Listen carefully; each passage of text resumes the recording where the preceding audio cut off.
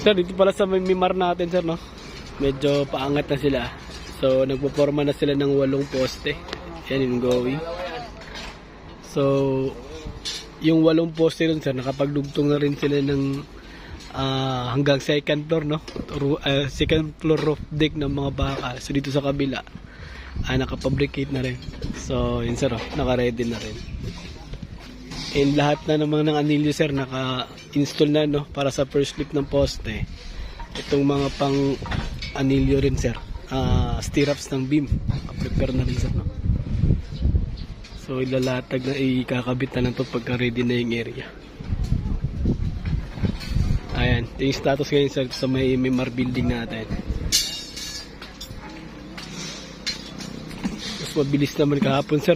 Nag-ano pa lang sila ng stirrups eh. So ngayon, nakasunod na yung nagpo-forma.